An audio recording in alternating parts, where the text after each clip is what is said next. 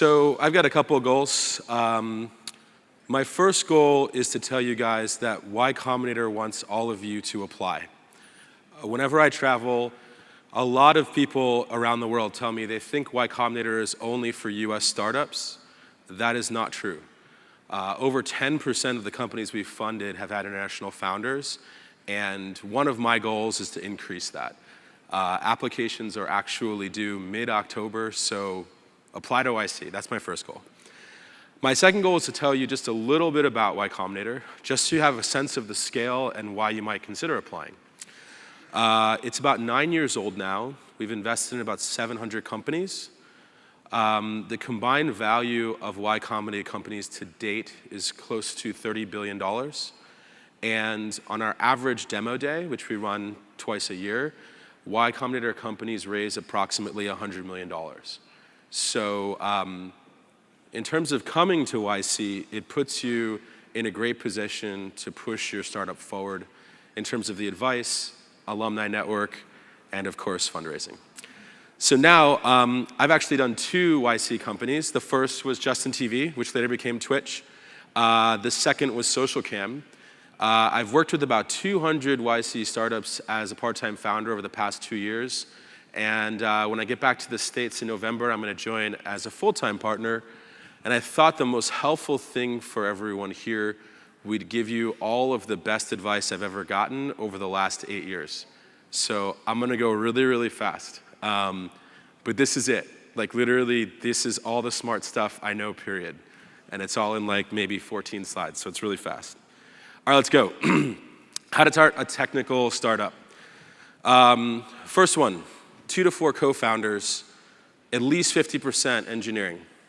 They all have to have somewhat around a year's worth of money in the bank, but that doesn't mean a year's worth of money living in a 1-bedroom apartment, like in a high-rise. That means a year's worth of money eating ramen noodles and being very poor. And everyone has to have quit their jobs. This is what you need to start a startup. Notice, no idea is required. You just need this. That's it. Second, idea. I always think that it's better to start brainstorming with your teammates. Typically, one member of the team has the kernel of an idea, they'll become the company. But it's always best, before that gets too solidified, to discuss it with your teammates so that everyone buys in and gets ownership. We tend to like companies who are trying to solve personal problems. Every investor says that. The real thing is, we like companies where the founders know what the hell the companies are doing and know what the problem is. So if it's not solving your problem, it should be solving a problem that you're very, very aware of. And then the other thing I tell founders is try to focus on daily and weekly problems as opposed to monthly or yearly problems. It's a lot easier to do something like Uber. The typical person in America has to figure out how to get somewhere 3 times a day. It's a lot harder to do a car sales website. The typical person in America only buys a car once every 7 years. So try to focus on daily and weekly problems. It tends to be a lot more successful. Market. This is an area that like people talk so much about. Do an hour of research. Figure out whether there are billions of dollars being made in your market, and use your competitor's product. After that, I don't care. Legal. If you guys are interested in raising money in the US, you're gonna have to incorporate in the US. That is a very, very, very simple process. For $250 and Clearkey.com, you can have an American company and you can raise money from American investors. So yeah, that's easy. Let's demystify that. MVP, most viable product. This is where most companies will screw up. Where most companies will screw up is on team. This is the second place most companies will screw up. How can you get something into people's hands? I can't tell you, I've done this many times myself. The #1 piece of advice we give to YC companies before they launch is launch. I can't tell you how many people will just sit there and iterate before users ever see anything. So when I ask a company how long it's going to take to launch, I always just ask them, why does it take longer than 2 months? Like, I don't care what it is. I don't care if they haven't started yet. You should be able to build something in 2 months and get it in front of users. This is just saying it one more time. You're nothing until you launch. So how do you achieve growth? I would say that for the typical Silicon Valley investor, this is the #1 metric for determining whether you're going to raise money. It's not team, it's not past experience, it's not fancy investors, it's growth. So typically you're gonna go one of three places. One, you're gonna experiment with ads. I tend to like that strategy the least. The second, if you're B2B, you really wanna focus on reference customers. The customers who you can provide amazing service to, who's gonna talk to other people in their industry and spread the word about you. The last one, if you're doing anything related to consumer, whether it's consumer services, social media, et cetera, usage should equal sharing. I can't tell you how many founders I've talked to who said, oh, I'm going to make my thing go viral. Well, if you wanna make your thing go viral, it doesn't mean just adding a share button. The very fact that people are using your product has to create some type of sharing that has to be built in from day one. And so don't think of sharing as an extra activity or a side activity. Think of it as 100% part of using your product. All right, press. A lot of people think that they need to hire someone to do their PR. At Justin TV, me and my co-founder had a little competition on how much money we've wasted, and we'd write it up on a whiteboard, and every time we wasted money, we'd write it up there and add it up. I've wasted over $150,000 on PR firms. So I'm giving this advice because I don't want you to do the same thing. 99% of PR in the early stage, you can do yourself. The best piece of advice I've been given about PR, the thing that completely changed my whole perception, is that PR is exactly like business development. When you're trying to do a BD deal, you get a warm introduction, you follow up, you build a relationship, and you provide something of value. When you're dealing with press, it's the exact same thing. You need to get an introduction from someone, hopefully, who that reporter has always written about. You need to be able to structure your pitch so that it's real news, something launching, money being raised, a significant hire, a significant new BD deal. You can't just expect the profile piece. And what you need to do is make sure you treat that as a relationship. Once you have a reporter who's written about you, you've got to follow up with them. That becomes a very, very important relationship that can continue to provide value if you continue to follow up. PR, very simple, and don't spend money. Fundraising. Typically, companies will come to YC and ask, how do we start fundraising? And the number one thing we say to them is that if you don't need money, people love to give it to you. So how do you put yourself in the position of not needing money?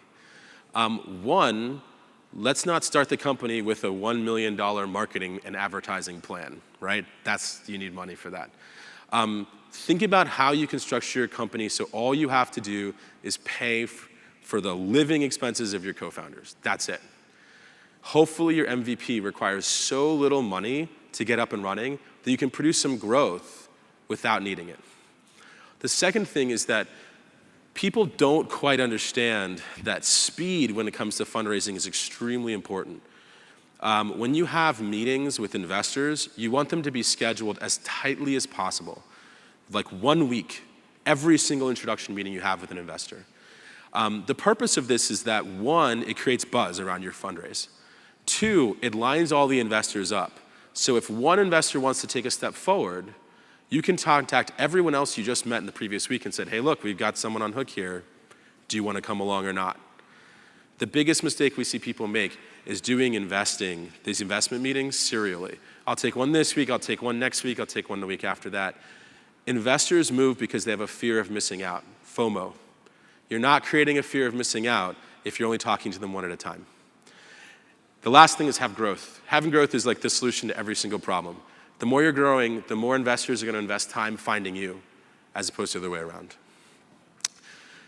So, you're having problems fundraising. How many people right now are looking to fundraise in this audience? Okay, all right, beautiful. 4 things to think about. 1, are you growing? I should have asked, have you launched? If you have a launch plan that requires fundraising, change it. 2, are you talking to the press? It's investors' jobs when they wake up every morning to find a company to invest in. That's their job. They try to trick you into thinking that their job is to sit at their desk and wait for you to walk in the front door, but that's not their job. So you need to be getting the word out about your company so that they hear about your company from someone else, not just you. 3, build momentum. Make sure you're talking to as many investors at the same time as possible. Sometimes this means cheating. Like oftentimes this means doing stuff like telling the investor you're really busy and you can only meet a month from now. So you can spend a whole month lining up other investors for that week. That's totally fine. That's totally fine. The last thing is that try to focus on people, especially for your first money, people who understand your problem because they've had it or they have it right now. Oftentimes customers and potential customers can be great initial investors, early stage. So operations, super, super fast. The number one problem that companies have is they spend too much money. That's the number one problem they have. So spend less money. Pay yourself less. Get a crappier office. Just suck it up and use less money. This is the number one way you can extend your runway, and it's 100% dependent on you, no one else. The second thing, and I can't tell you how many people do this, look at how much you spend every month. It's very simple. Just go to your bank account, download the spreadsheet that says exactly every line item what you spent, and read it every month. If you're the CEO and you don't know what your expenses are, you're not doing your job. Then figure out how to spend less money. That seems pretty simple. All right, hiring. One of the goals I like to kind of instill in people in hiring is figure out how you can increase the average talent with each hire. Oftentimes founders think that they are like the smartest people in the universe. Founders tend to be pretty smart, but very, very, very willing to take on risk. And so your first couple of employees should be a lot smarter and just a little bit more risk adverse than you are. If when you're hiring someone, you don't think you're increasing the average intelligence of the company, you made a mistake. Because those people are basically your hiring advertisement. If those people are smart, other smart people are going to want to come to your company. If those people are not smart, everyone knows it. So one of the things that I always think about is like, if you can't hire someone who's smarter than you, just do it yourself. Hiring a lot of people is not required. Be fair and transparent. When you give someone an offer, you need to tell them how much stock they're getting. They should get stock. You need to tell them how much stock is outstanding. You need to tell them whether their salary is typical for what you give, and if not, be honest. A lot of the times, your first employees are your most valuable, and if you show them loyalty, they'll show you loyalty back. And then the last thing is hire slow. My second company, SocialCam, had 3 founders. When we sold, we had 3 founders, no employees. We didn't necessarily want it to be that way, but we were able to grow a product to over 20 million downloads with 3 people. So don't tell me that you can't do a lot with just your founding team.